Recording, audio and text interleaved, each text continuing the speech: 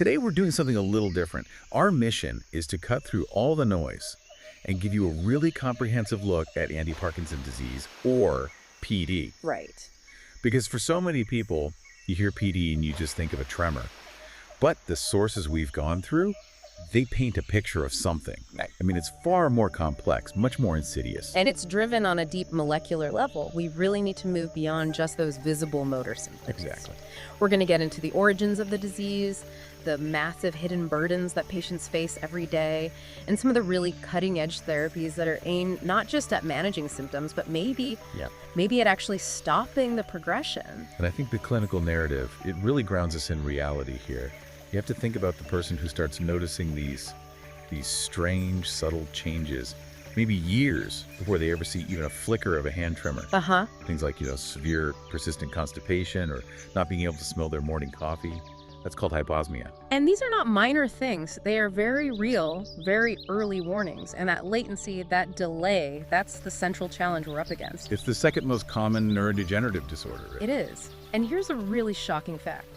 By the time those recognizable motor symptoms finally show up, the tremor, the stiffness, somewhere between 50 and 80% of the dopamine-producing neurons in a part of the brain called the substantia nigra, they've already died off. 50 to 80%. Yeah. I mean, the race is half lost before you even know you're at the starting line. That is just a sobering statistic. Okay, so let's go right to the epicenter of that damage, to the brain. We know the core issue is the loss of dopamine. We can think of it as the brain's movement messenger, right? That's a great way to put it. Yeah. It all starts in that substantia nigra, which is a tiny region deep in the midbrain. And its whole job is producing dopamine. Sole job. And that dopamine then travels to the basal ganglia, which is kind of the brain's control center for coordinating smooth, voluntary movement. So when those cells die, the communication just breaks down, and that's what leads to all the movement difficulties. And this cell death isn't random. There's a specific molecular pattern at play. What are the key villains here, molecularly speaking? We really focus on two main pathological hallmarks. First is just the progressive loss of those dopamine neurons themselves. Okay. And second is the abnormal behavior of this small protein called alpha-synuclein. I've read a lot about this one.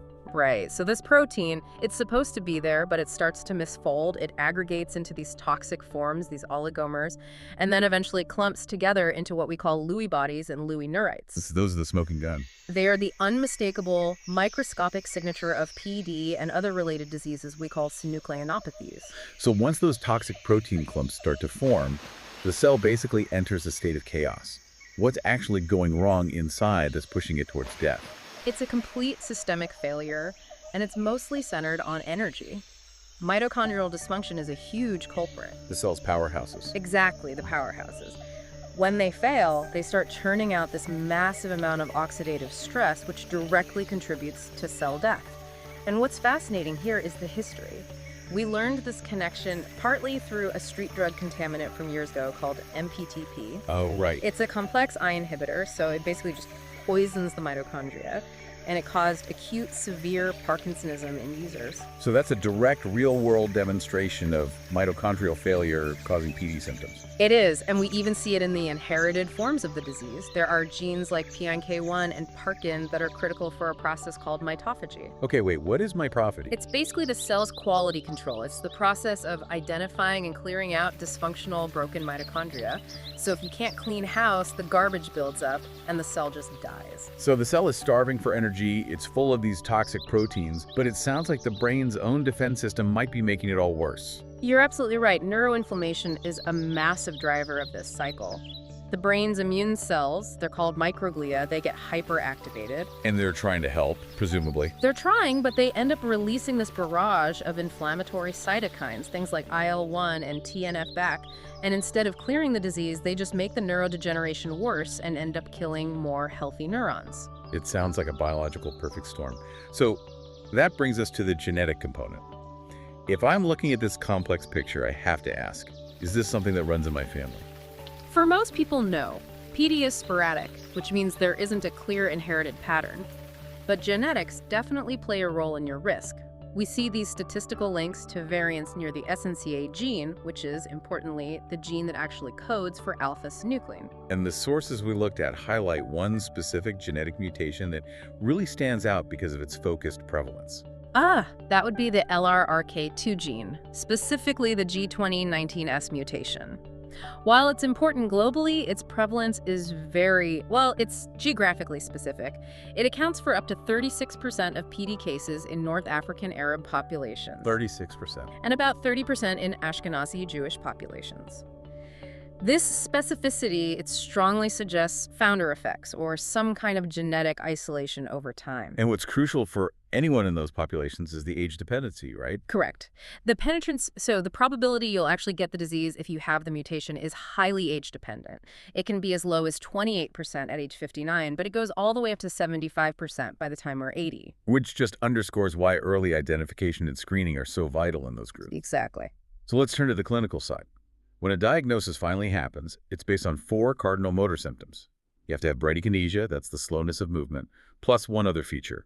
What are the 4 main markers? They are kind of the 4 pillars of diagnosis. You've got the hallmark tremor, which is typically on one side of the body and present at rest, usually around 4 to 6 hertz. Okay. Then there's rigidity, or muscle stiffness, and then later, usually about a decade in, postural instability, which means severe balance problems. And that required feature, bradykinesia, that slowness, it can show up in ways people don't immediately recognize as Parkinson's. Precisely. It presents as difficulty initiating or even just sustaining a movement. You might see someone's handwriting get very small and cramped. That's called micrographia. Or a change in their face. Yes, a significant reduction in facial expression called hypomemia. The face can appear almost mask-like. This helps us understand the progression. Yeah. You can track it with the Hone and Yar scale, which goes from stage 1, so mild one-sided symptoms, all the way up. All the way up to stage 5, which is the most severe. At that point, the patient is often wheelchair-bound, needs constant assistance. And critically, at this stage, up to half of patients experience really significant cognitive issues, like confusion, delusions, even hallucinations. But the real story here, the hidden part of this deep dive, is that the motor issues often aren't even the worst part for the patient. We started with those early symptoms: constipation, loss of smell. How significant is this non-motor burden? It is profound, and it often precedes the motor symptoms by years, sometimes even decades. Take constipation. It's a key autonomic dysfunction, and it affects 50 to 80% of PD patients. And our sources said it can show up, what was it? Up to 20 years before the movement symptoms. 20 years. 20 years. Hyposmia, the loss of smell, and also REM sleep behavior disorder, where people physically act out their dreams, are also very frequent and often ignored early signs. And this is where the quality of life just takes a massive hit. The thing that stood out to me from the research is that the mental health symptoms are often more devastating than the physical ones. Absolutely. The neuropsychiatric symptoms are the true hidden burden. Study after study shows that depression, anxiety, apathy, they worsen a patient's quality of life even more significantly than the cardinal motor symptoms do. We have to treat the whole person, not just the tremor. If these non-motor symptoms can start 20 years before diagnosis, that really suggests that environmental factors might be playing a role in pushing that timeline. So let's pivot to the environment. What risks are clearly identified? Well, pesticide exposure is a clear and really well-documented risk. We see a definitive dose-response relationship.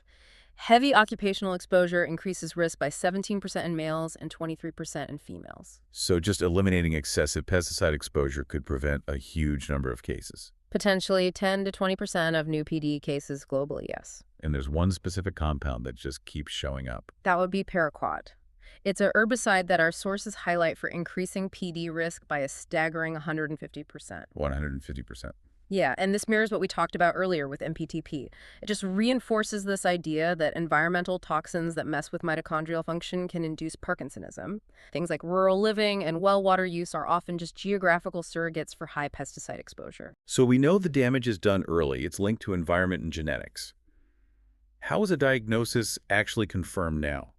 Because clinical observation alone seems like it would miss the earliest stages. It does. The diagnosis is still fundamentally clinical. You're looking for that asymmetrical motor presentation. But imaging is what confirms the damage. The key tool is the DAT scan, which is a dopamine transporter SPECT image. And that lets you see the dopamine loss. It lets you visualize the density of dopamine transporters in the brain.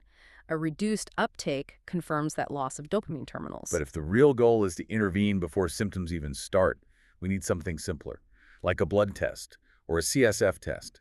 Are we getting close to that holy grail of early biomarkers? We are getting there. We know that total alpha-synuclein levels in the cerebrospinal fluid, the CSF, are lower in PD, but it's not specific enough to be a great diagnostic tool on its own. Okay. But this is where the real innovation is happening. There's a new test called the alpha-synuclein seed amplification assay, or SAA. And what's so revolutionary about the SAA? Unlike older tests that just measure the total amount of the protein, the SAA can actually detect the pathological aggregated forms, the bad actors, with incredible sensitivity. We're talking 95.9% in certain genetic carriers. Wow. And crucially, studies show it can detect these pathological aggregates before the DET scan even shows any evidence of dopamine transporter loss. This could be the future of pre-symptomatic screening. That could change the entire timeline for intervention. Okay, so let's talk treatment for people who are already diagnosed. What's the pharmacological gold standard today? It's still levodopa. It is by far the most effective drug we have for improving that slowness, the bradykinesia, and the rigidity. But it's always given with another drug, right? Carbidopa. Always. It has to be paired with carbidopa. Carbidopa basically acts as a bodyguard. It prevents levodopa from being broken down into dopamine in the bloodstream, which ensures a much higher dose can actually cross the blood-brain barrier and get to the brain where it's needed. But that gold standard, it comes with this long-term trade-off that I find just profoundly complicated. It does. After 5 to 10 years, the major challenge is the development of what we call levodopa-induced dyskinesia, or LID. These are uncontrolled, jerky movements, and patients also get severe motor fluctuations. So wait, the treatment that helps patients move is actually fueling future motor problems. It seems like a cruel irony. How does that happen? It is cruel, and it's all because of a lack of regulation. As those original dopamine neurons die off, other neurons, specifically serotonergic neurons, they try to pick up the slack. They start converting the levodopa you're taking into dopamine. But they're not built for that job. Exactly. They lack the precise control mechanisms of the original neurons, so you get these uncontrolled surges and dips in dopamine levels, and that's what causes the dyskinesia. So for younger patients in early PD, before that starts, you sometimes use alternatives. Yes. Dopamine agonists like pramipexole or ropinirole are often preferred as a first-line therapy for younger patients because they have a much lower risk of inducing those dyskinesias down the line. And there were some imaging trials. Right. Trials like CALM-PD suggested that patients who started on agonists might actually experience less neuronal loss over time than those who started immediately on levodopa. And then there are a bunch of other medications to sort of boost the dopamine that's already there. Absolutely. We use MAOB inhibitors like selegiline to block the enzyme that breaks down dopamine. We use COMT inhibitors to extend how long levodopa lasts, amantadine to specifically treat the dyskinesias, and pimavanserin for those later-stage neuropsychiatric symptoms like hallucinations. And for advanced PD, where the drugs become less predictable, we can turn to technology. Deep brain stimulation, or DBS. How does this high-precision surgery actually work? DBS involves surgically implanting these very thin electrodes into specific tiny nuclei in the brain. These electrodes deliver high-frequency electrical pulses that basically override and correct the abnormal signaling that causes the stiffness and tremor. It's incredibly effective for some patients. It's highly effective for patients with those severe motor fluctuations and dyskinesias. And what are the key targets for that electrical stimulation? The subthalamic nucleus, or STN, is the primary target. Stimulating it treats all the L-DOPA responsive symptoms, tremor, rigidity, slowness. But sometimes we target the globus pallidus interna, or GPI, especially if the main goal is just to reduce those really severe levodopa-induced dyskinesias. And the technology itself is getting smarter. It is. The next frontier is adaptive DBS. So instead of continuous stimulation, these systems actually adjust the pulse delivery based on real-time brain monitoring. They're watching for abnormal beta wave activity. So it's more like the natural brain rhythm. It better mimics natural brain rhythms, yeah. Yep. It optimizes symptom control and reduces side effects. So finally, we get to the most exciting research frontier, the holy grail of neuroprotection. We have to stop the progression itself, not just treat the movement. What are the candidates that could actually modify the disease? This is where we are seeing true breakthroughs. One of the most promising areas is GLP-1 receptor agonists. These are drugs traditionally used for type 2 diabetes, like exenatide and lixisenatide. Right, the diabetes drugs. And the results from a recent trial, the Lixapark trial, were critically important. Lixatenatide actually showed evidence of slowing motor symptom progression compared to a placebo. Slowing progression, that is a monumental step. What's the mechanism? How are they doing that? It seems to be multimodal. They appear to be neuroprotective by reducing neuroinflammation and maybe by interfering with that alpha-synuclein aggregation we talked about. It gives us hope that we can repurpose existing approved drugs. We're also seeing these very targeted efforts to stop the protein aggregation itself. Exactly. We have anti-inflammatory agents like dapinsutriol in phase 2 trials. And for genetic forms, we have GBA activators like ambroxol entering phase 3 trials. That's the AS-PRO-PD trial to correct the malfunction from a common genetic risk factor. But the ultimate target is still that toxic protein, alpha-synuclein. What does immunotherapy look like here? Immunotherapy is basically using monoclonal antibodies or even active vaccines to try and clear the toxic, misfolded forms of the protein. So you're teaching the body to fight it. You are. Prasinezumab is a leading monoclonal antibody that's moving into phase 3 trials. If it's successful, this could be the first drug to neutralize those toxic alpha-synuclein forms and truly become the first disease-modifying medication.